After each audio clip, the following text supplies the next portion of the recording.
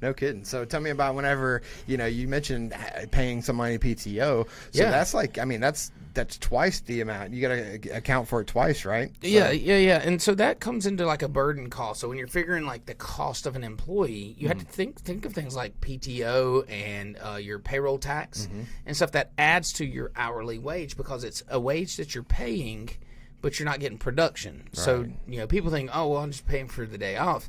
But what you're not getting is for that dollar spent is the $3 in return in income. Right. And so it's a true cost to the company. PTO is a big cost. Yeah. And that's why, to a company, it's a big deal to be able to offer that as a benefit. And we're proud to say that we've been offering it for around 3 or 4 years now. Nice. But it's an absolute cost, and it's more than just the money that you do not pay out. And that's something that you're going to have to account for when you're making up your business plan. We talked about that, previously. Those things, and when you're deriving your price. Right. So when you think of your cost of labor, that's a your cost of labor is your burden and cost is what it costs the company. So it's payroll tax, 401k plans, it's your PTO, any perks that insurance or whatever. Yeah, right. Anything that you spend through payroll as a company, that is broken down by the hourly wage and then figured into, okay, this is my hourly burdened rate. And I know we're getting really deep here, but that's how you come up with your price. You got to derive your cost.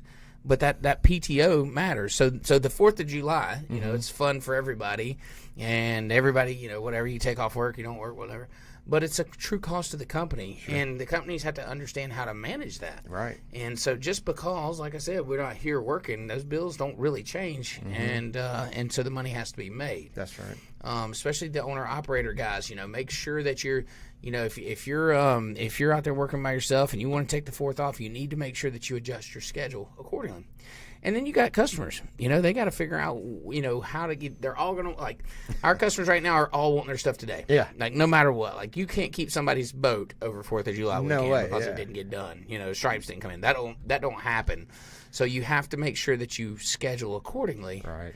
To compensate for these holidays or to adjust for these holidays that are happening. Have you ever run into a situation like that? Or? Oh, yeah. I mean, like, Murphy's Law, if it can't happen, it will. Yeah. I think we're in good shape out there right now. But, in the past, I mean, you learn these things. And that's why we're talking about it. Like, right. There's been times where it's like, I didn't even realize the 4th was Monday. Like, I just thought we just had all these boats to get done, and then you end up trying to push a boat or just doing the outside ones to take it and bring it back to me next week or something. I don't know. That's a fix. I can't think of all the stuff we've done, but yes, absolutely. And that's why, this little segment is important to me because, like, don't make those same mistakes that we make. You go make new mistakes. Just listen to what we say, on these things. We solve some of these problems so you can figure it out there. Right.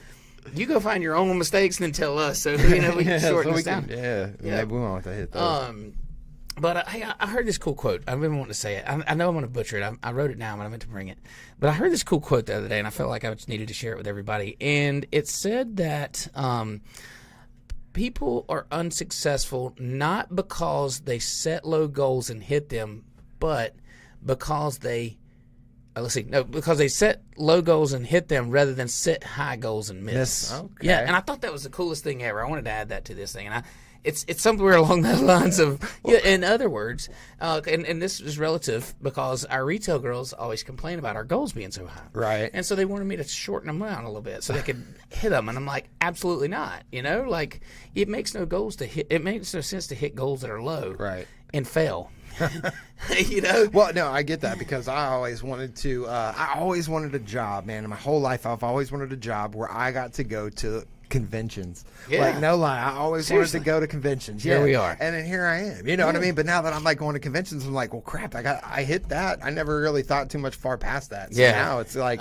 it takes on its whole different animal. Well, it does, but goals keep us driven. Right. Goals keep us moving. And, I know we're a little bit off topic here, but I think that, like setting goals are important. But the thing about setting goals are you got to set big ones, but then you got to break it down. Mm-hmm. And you got to get down to the daily or to the hourly. So that way it's manageable in your mind, because if you say, okay, I want to be $1 million detail shop, well, you don't just flip the switch on January 1 and January 3 you're $1 million detail shop. Right. You go, what do I have to make a day to be the $1 million detail shop, or whatever the goal is. You have to break it down. But even if you don't hit the million, what if you land at 800? Yeah. And you did 500 last year. Well, then you're still successful. Right. You know, absolutely. Not because you didn't hit your goal, but because you've done a thing and you've chased this thing down, and you know what you go after next year. That's really. So it's the successful people.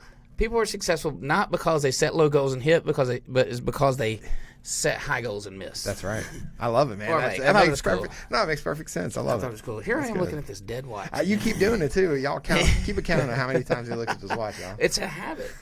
So, anyways, no, seriously though, 4th of July, guys. Hope everybody has a great time. Don't forget though, coming out of the holiday, make sure next week that you prepare for it. Make sure that you fill the schedule up. Make sure that you generate the income that you need to pay the bills. Don't let this weekend mess you up. Right. Guys, don't go out there and buy 400 Michelob Ultras like I want to. Make sure you have enough cars to pay for it. Yeah, that makes sense. That's great. Anyways, look, it's been fun on these. I enjoy this little segment into the show.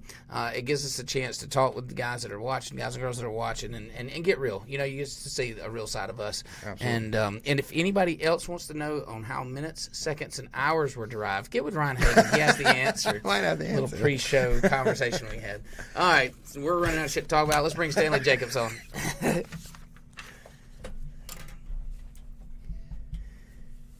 Stan the man. What's going on, brother? What's up, big dog? What's going on, guys? How you been doing? Good, man. Can't complain. Good. Sorry if you were watching that pre-show. We're like really living in the 4th of July vibes here, man. There's no professionalism happening today. No worries. We're just chilling, man. We're chilling. So look, come to find out that me and you have something in common I didn't know about. You guys are up for an award, and it's a Reader's Choice Award, right? Have they already announced the winner yet, or? They did. Not the actual winner, but they did the nominations. They're in the top 3 now, so we didn't make it to the top 3. Again, it's usually these car washes that win. That's what I was about to say. It wasn't a car wash, was it? Hey, so they'll announce in August. I don't know who it'll be. It'll probably be the same ones always. It probably will, but listen, I have a word of advice for you on that. So we had the same thing happen in our local area, and we were always nominated, but we never won. We were competing with a local company called Rich's Car Wash, which is a massive chain of automated car washes. Well, a friend of mine that owns a detail shop down this road, he called the NAPI. They're called the NAPI Awards. He called them and asked them to take and separate detailing from car washing, and they did. And when they did, we won. Okay, and now we were the only ones. Actually, hold on. Last year we beat car washes. Yes. Yeah, we beat car washes, but now they've separated it. Yeah, now they've actually they listened. Yeah, but they did separate it. It's funny you said that. I actually did call the lady, and I brought that to her attention. I said, hey, you need a separate category for detailers and car washes. I said, because it's not fair. It's not. We're not in the same category. No, we're not. No. If I lost out of a detail category, I would feel more, like, hey, you guys really deserve that. You know what I mean? That's right. But these big corporations, these car washes that go up against us, I mean, they always win. It's the same thing every year. Well, it's a marketing ploy, and not to mention, there's a lot more people that pay for the $3 wash or the $10 wash or whatever than there are for the $300 detail or $1,000, whatever. It's a different crowd, okay? And so it's a different customer base. Well, these guys get, by the thousands, 10,000, hundreds of thousands, and we're getting to the hundreds and thousands out here. So it's hard to compete apples to apples, and that's what they have to understand. Hey, Stanley, is there any way you can pull that a little closer to you just so we can pick you up a little bit better with the microphone? Yeah, sure. There you go. Thanks, buddy. Yep, perfect. Nice. Perfect. So I mean, I was gonna say, we lost to, or we've battled those automatic car washes, and we took home the grand prize last year, and this year we're waiting to hear. But I mean, we're hopeful that we get it again. But it's actually a detailing category now, so we're competing against other detailers. Yes, yeah, we are, but it's been fun. Those things they're interesting, and it keeps it fun to be able to compete, locally with these guys, and we always make fun of it. So listen, talking a little bit about you and maybe the guys that are watching that don't know exactly who you are. Let's go into your background a little bit and find out how you got into detailing in the first place. Like most, going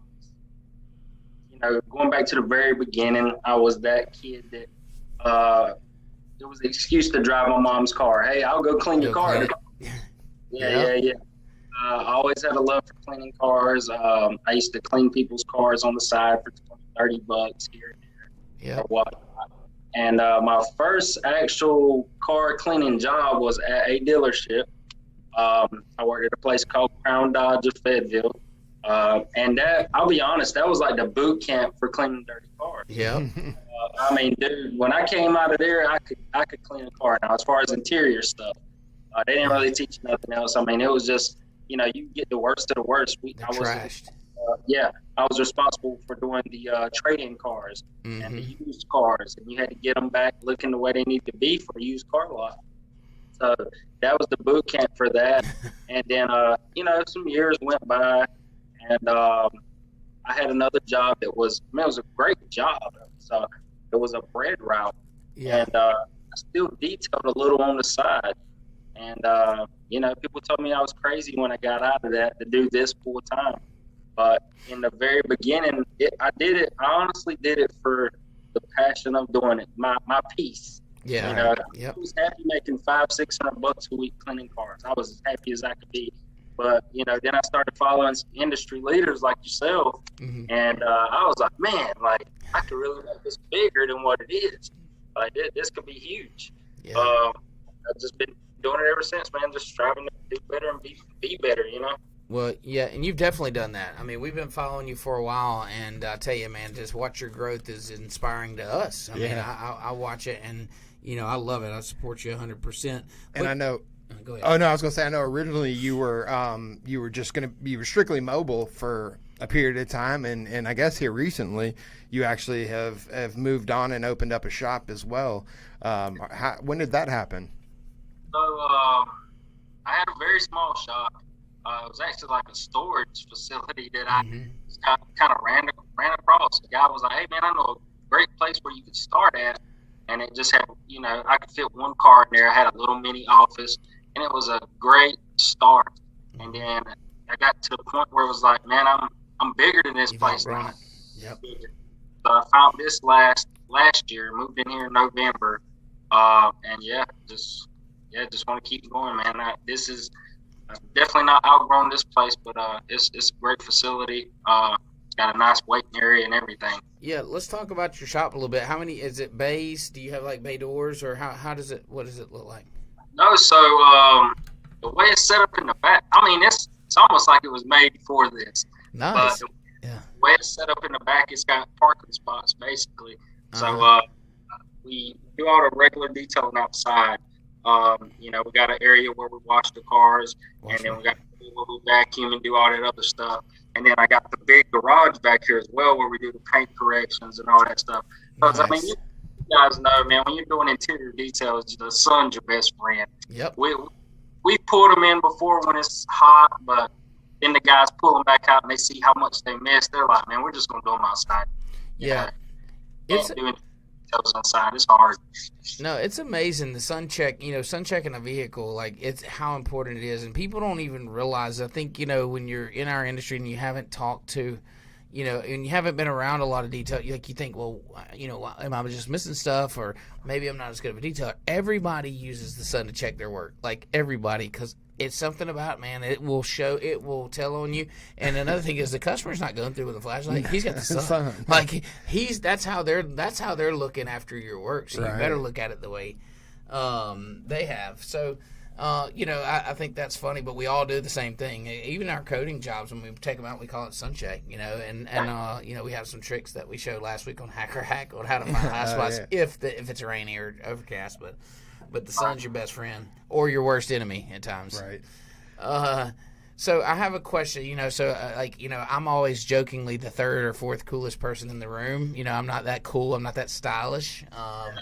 You, on the other hand, have to be the coolest guy in this room for sure. The style and your logo and all that. Where does that come from? I mean, is that just your you know, like your personality, or where does this come from? I'm just creative, man. I'm always coming up with something different. I strive to be different, and you know, this was my third and final logo. First two I had, I knew they weren't permanent. You know, I was like, this just ain't it. This ain't it. And I was, true story, I was at the beach one day. Yeah. And it just hit me, man. It hit me hard. I called the guy. I called the graphic design artist guy I know or whatnot. Uh-huh. I gave it to him. I was like, dude, this is what I need. This is what I want. He was like, oh my God, this is gonna be sick. And that's how the logo was born. I'm serious. I was in a beach store. We were getting towels or something. I don't know. And I mean, it just hit me. And I was like, man, that would be so cool to have like a girl looking down out of her shade, car going through the shades. And I just want to be different, man. I want to set myself apart, you know. That's right. You definitely done that, and I love the colors of it. I mean, it just makes a statement, you know. And I think that there's a lot to be said about that, and branding, and making sure that people see, remember you. And that's one of those logos you don't forget. It's a good one. And the quality of your hats is top notch, man. The fact that you can see the details in the car and the sunglasses, I mean, it is just insane. I love them. Yeah, we've drooled over your hats over here a time or two. Now, we also we brought you on. We're doing our influencer series, and we've talked to some of the bigger names like the Rennie Doyles and the Joe LaPalms, but we haven't had a chance to really talk to somebody who's more so an influencer, in their local community like you have become. And what did it take for you to get to that point? How did you gain the respect of the community? Man, I started on a app. It's called Nextdoor. That's how I used to get my jobs. I wasn't on Google or anything.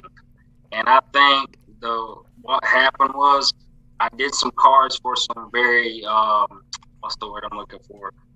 People that are up here in the community. Yeah. Just people in the community that was pillars of the community. Yep. And started with the word of mouth. That's the best place to start. We all know that. Absolutely. Obviously, it's going to plateau eventually, but you got to start with the word of mouth. If such and such says you're good and you do a good job, hey, that'll carry you a long way. That's right. And and it was kind of hard too because I'm not from Fayetteville. I'm actually from a place called Lumberton, North Carolina. So nobody here even knew me, So it was a little different, trying to get your name out there in a place nobody really knows you. Yeah. So yeah, that's the best advice I could give anybody from that is look for customers that are really gonna put you out there. Yeah, and building trust, doing great work. None of that. I know that that's what it takes, and I know that's what you do. And standing behind your work. If somebody finds something, you just fix it. Do what's right. Yeah, it's easy. Sometimes it's not your fault. Sometimes it ain't even, something that you shouldn't even have done. But you make those things right all along the way. That customer remembers those things and will pass the message along. If not, you get the other side of that sword. I tell my guys all the time, this is what we always say, and it's the Chick-fil-A way. That's right.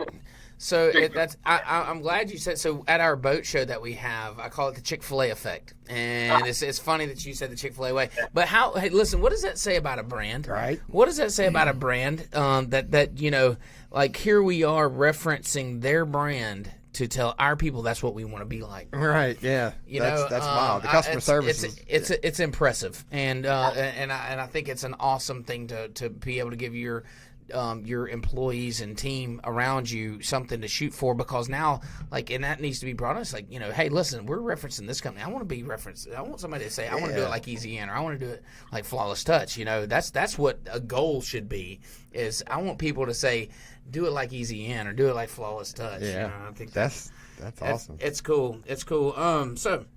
And we're looking for that Chick-fil-A sponsorship too. So Chick-fil-A, Chick-fil-A, if you can send us some sandwiches, we do this at lunchtime. While we're here, we'll figure it out. Look, so people get confused with detailers and car washes a lot.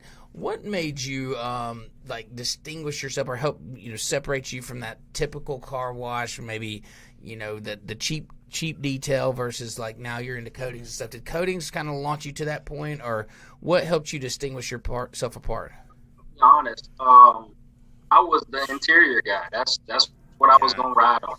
Yeah, I really was. I was nervous to do coatings and paint correction. I'm being completely honest. Yeah. I was like, man, I just don't know if I can tell a customer $1,500, $2,000. I just didn't know if I was ready for that. So I was the interior guy for quite some time, and I got to a point where I was like, hey, I think I've mastered interiors. And I got with another local guy here in Fayetteville, modern pro polish, Kenny Smith, and got with him. He's, he definitely paved the way for everybody in Fayetteville as far as paint correction. Wow. And I got with him. He was talking me through it over the phone, man. I'm feeling I'd be ready to pull my hair out. I'm just like, why is he doing this? Why is this doing that? We make it look easy now, but I think about the road that it took to get man. It's not easy. It's really not. No, it's not. And here's the problem. So if you follow people on Facebook groups, detailers on Facebook groups, you only see the pictures. You only see the and let me tell you that those pictures are lies. You know what I mean? Like they catch the perfect angle. They catch you don't see what the struggle they face. So you're chasing that and trying to figure out the process. And the thing about paint is everything's different. Every car that rolls in here is different. It's cured differently. It's maybe used different hardeners and whatever. So it changes. So your process is never just pick a pad, pick a product, and go with it. Right. It's each vehicle, and then you mix in boats or something like that. It's a whole different ball game. It's a challenge. That's what I loved about it. Was the challenge side, but it's a challenge when you're trying to run a business and say this is the way we do things and we do it this way, because it's not like that. Right. Now I know you have to have a passion for this business. You know what I mean? It's definitely something that passion is going to make you thrive. How have your passions changed since you have become successful and grown your business? Right. I love it more and more every day, man. I definitely haven't lost the passion for it. People always tell me, "Oh man, you got to start working on your business, not in your business." Yeah. And I'm like, I'm not ready to put my stuff down. I still want to be the man. You know what I mean? Yep. So I still, I don't do a lot of interior stuff anymore. Sometimes I'll get out there and brush elbows with my guys and show them some things. Do more of the ceramics and stuff like that. But I'm not ready to put it down, man. I still love doing it. I don't want to sit back in the office all day. That's just not me. So the passion is definitely still there. I want to get a little more active in the community, the detail community. I want to start going to shows and stuff. I really want to go. The show you guys go to every year in Kentucky, but it's always on my son's birthday. You need to bring your son to Lexington for that show, man. I'm telling you, he would have a great time. You do the show for a half a day or whatever, and then you go enjoy Lexington. There's a lot to do there. Believe it or not, Lexington downtown is a happening little area, man, and he would have a blast. What's it called? Lex Live? Lex Live, yeah. Dude, it's like this huge bowling alley, movie theater, sports bar, arcade. I think there's arcade, Dude, it's got all kind of stuff in this one building, and you just go in there, and man, he can. Man, and it's a walk from. we have a blast. We go in there and have a blast. So I know he would. Yeah. Yeah, so I definitely want to go to that next year. He's a teenager anyway, so he would. Yeah, and a lot of detailers do that. A lot of detailers bring their family, so you wouldn't be. And what you'll do when you get there, when you get to the show and start to mix and mingle, and people will be like, "Hey, we're doing this tonight," or "Hey, we're doing that tonight." Like you'll see that the community really opens up, and you're not going to be bored. You're not going to be looking for something to do. Same thing with Mobile Tech down in Orlando, and of course SEMA coming up. Not sure if you're participating, but Mobile Tech, if you're not going to make it out to SEMA in October, Mobile Tech in January down in Orlando is a lot of fun. It's also a good place to bring the family, or your son.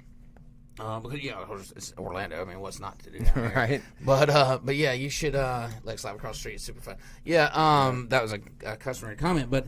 Yeah, it's or a viewer a customer. I think it's a customer, right? Was it? Yeah. Was it?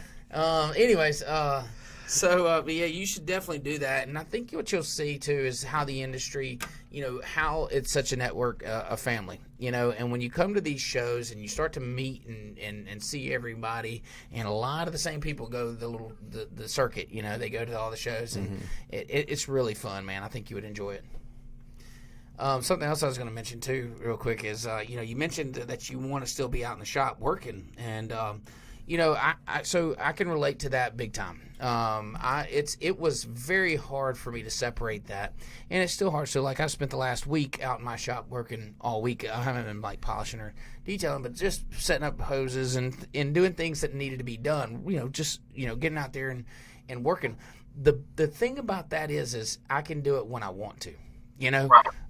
And so that's the, you know, it's not because I have to, it's because I want to do that thing. And that's the thing that's important. Not necessarily, you know, it's not a selfish thing, but it's if I have time and I can do that, that's what I go do outside of, you know, running the business. And I put people in place to run the business and run the shop and things like that, so I can go do what I really need to do at that time. And so when you talk about separating yourself from like working on your business or working in your business to own your business, it doesn't mean that you stop working or that you're not in the shop or that you're sitting behind a desk in an office. That's not the case at all. You go do what you want to do when you need to do it involved in your business. You're just doing it at different times and different situations. Right, having somebody there that you know can do it every time. Yeah, and just like you could. And it makes it, you know, it makes it enjoyable because you can watch this thing that you've built over time, like this machine run, and you know, and then you can go tweak parts of it, and you can really dial it in. I think that it's been exciting for me to really see. We've done a lot of work over the last 6 months in our shop, developing a great QC process and all. And I tell you, man, to watch this thing run, it's been fun. Yeah. And I know you've got to experience the same with you know, going from mobile to shop. You know, you were actually one of our and you may not know this, you know, but you're definitely one of the people who is very influential on our software. Influential on the software. You know, you helped us with a lot of our processes. Being one of the first customers that you know came on board with us, and tell me about that. So we had a little conversation when Stanley first started. All right, you were not sold that software was the way to go, and you really weren't sold that letting somebody go book their own job was something you were going to do. Right. You want to tell us about how that happened? I just, you're right. I wasn't sold on it. I was just like, I don't know about this. I can't remember. I know I started following Easy In at first, and then I think he reached out to me and tried, you know, selling me on the product or whatnot. And I wasn't sold on it because I was like, man, how am I going to be over here? And this person might look on this side of town, and this person might. I was just so nervous about the whole thing. So, you know, we put our heads together and figured out a way to make sure that didn't happen. And I mean, I love Detail Bookie, man. It's nice to just be sitting here and, you know, you get notifications on your phone, somebody booking jobs. I mean, you're still going to have those people that call, but now the way I do it now, I'm like, hey, as soon as we hang up, I'm going to send you the booking link. I just let them book online. Right. And I love it, man. It's I've watched the system change over time, and it's getting better and better and better. Thank you, and man. I don't want to try nothing else. I'm just gonna keep using Detail Bookie. Just so you know, you've been a huge portion, a huge influence in that change. You know, so your feedback, and we take feedback from everyone. You know, our MVP group is sways the way the software is built because, you know, at the end of the day, we're not building software for us. Now, we are for me because I'm a detailer, but we're not building it for, you know, your shop alone. Right. We're building it for detailers and exactly what they need. And, you know, we know the nuances in detailing and the little things that are different. And so we try to think that, you know, our number one mission at Detail Bookie is to make your job easier, not harder. So we don't just throw in a feature that says going to create more work for you or just a thing that would look cool, because we could make it look cool quickly, but and put some bells and whistles over here to go play with. But that doesn't make money. And, you know, I'm in the business to make money. And I want all of the detailers that are using the software, every feature that we put money into to build, it goes and makes them money. And so... but online booking in itself, I mean, that's a whole different conversation, and I love that conversation because I was hated on for quite some time about having, you know, claiming what I would claim in amongst the other software guys, a few of them, saying that online booking just would not work. And so it absolutely will if done correctly, you know, and so. Yeah, I have to say, I got mine set up a certain way. You know, I got 6 bays. You can only drop off between 8 and 9. That's it. You can't bring it after that. And when I was able to switch that, it really, because, you know, you'd have people trying to bring cars at, you know, 1 or 2, and it's like, that's not working. No. So now when I switched it to that, I mean, it's perfect now, man. Yeah. It's perfect. Yeah, and it's like any other tool. So this is the thing about it. So software is a tool just like a polisher is or a vacuum. Out of the box, you may not like the hose that came with it. You may not like the attachments that came with it. We throw them away. I got this one that I use, or I got this piece that I use. Software is the same thing until you start using it and saying, I need it to do this, or I want it to do this way. You don't know whether it's going to work for you or not. Yeah. Polisher. You may stick a pad on there, use it, hate it, then you don't throw it in the box. Try another pad. Try another polish. Like, we know the machine works. Mm-hmm. I just got to get it to work for me. And that's the same way software is. And that's what I tell people. It's like, you got to take the way you feel about it out of the question, out of the picture, and then go use it. Go put it to work. Tell us what you need it to do differently. Let us help you mold the software to your business. And once it's working, entwined, like, then you can't even see your way out of it. Like, how could I run Easy In? I would never be able to run Easy In to the magnitude it runs right now off of paper tickets hanging on a clipboard or on a dry erase board like they were in my office 4 years ago. Yeah. It would never happen. That's awesome. I like to bring you up though, because that when we talk about that specifically, because I think at the time you were probably the biggest pushback on online booking that I was dealing with and trying to convince. And then you flash forward like 3 months and I go look at the numbers and you had the highest percentage of your customers being booked through the booking site. Yeah. And I just, that blew my mind that, that it went such a huge shift in it, but it was great, man. I was happy for you that we were able to get something in place that worked exactly like you needed it to. Earlier in the show, we talked about some goals, and I'm curious what's on deck for Flawless Touch. I mean, what do you see 1 year, 3 year, 5 years? Where do you see that trajectory headed? I'll be honest, it's all over the place. I'd love to have another location. I'd love to have multiple locations. Sure. I feel like I really knocked it out of the park with my branding, not trying to sound egotistic. No, you did. Obvious. You absolutely did. Yeah. I feel like it could go places. Sure. Just the branding alone. I'm big on branding. Yeah. People buy with their eyes first. We all know that. Yep. That's what I've been thinking long term. Just leaving something behind that's what I'll be remembered for. Hey, he left this behind. No, and I think that as an entrepreneur, that's really the drive, is the legacy. It's not what we're doing right now. It's what gets left behind. It's what we're so caught up in the moment, like doing. It's hard to say, well, I want to be this or I want to be that, but it's more like I just want to build this thing that supersedes myself. Like I want something to last longer than me, and that's important. That is stuff that matters.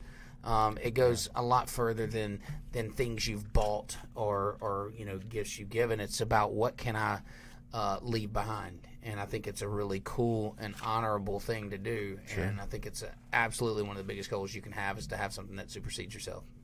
Right. All right, so we mentioned SEMA. I'm curious, any chance you make it out to Vegas in November? I really want to go, man. I really want to go this time. You should. You should. I want to brush elbows with the best of the best. I want to go. Well, dude, listen, if you come and you hit us up, we'll be out there in full swing. We got big plans for SEMA. We were on the fence. So I was signed up the last 2 years to go. We went 3 years ago. And then COVID happened last year or 2 years ago. Then last year they did it, but we just wouldn't think it was going to be as good of a participation. I think we were right. I think it wasn't as great, right? It was mask and stuff. It was something along the lines. Anyway, so not taking away anything from the show, but it just wasn't. We weren't ready for it. I don't think. I think we just did a big splash too at SDC, and we were not quite sure we were ready to recharge the battery to do that again. Yeah. So.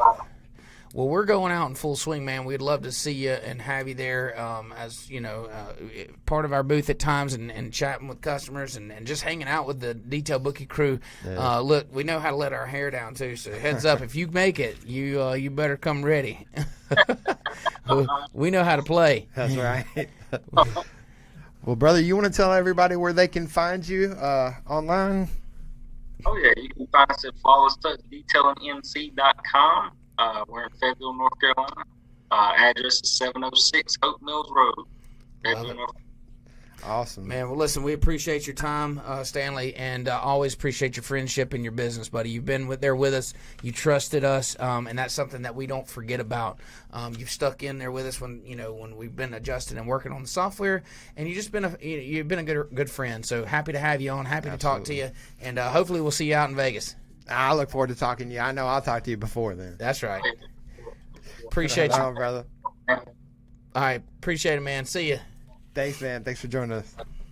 I need some cool vibes like that, dude. Dude, that's sick. I hit the logo, man. I tell you what, he's got it. He's got it, dude. I've not seen a cooler logo than I that. haven't either, and it's so retro. It's so like almost feels 80s. No, it's nostalgic. It's like cool. Yeah, it's so cool. The colors are awesome. I don't know that I could pull it off though. He's a cool guy. Yeah, dude. 100%. I'm a total boat car mixture. Well, I've never seen a boat car mixture before Backwards. until I see that. Yeah, is that a boat? Is it a car? Oh man, that's an amazing logo there. Really creative. Is that your first one? Yeah. No, this is not that's not the first.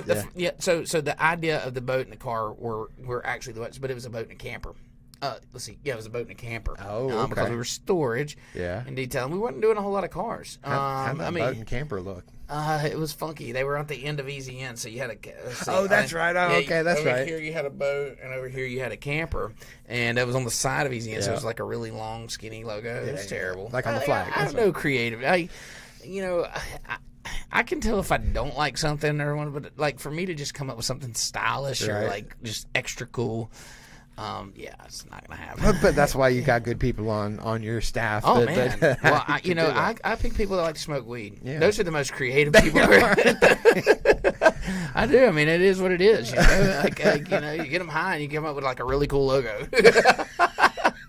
That's awesome. Or an idea to bring a whole stage set up in LED walls. Right? That's how you win a show. Is you get a bunch of high people to come around and say, what you should do. All right, we're going to do that thing. And then the planning goes in. But to be the business guy, you can't be the high person at all. No.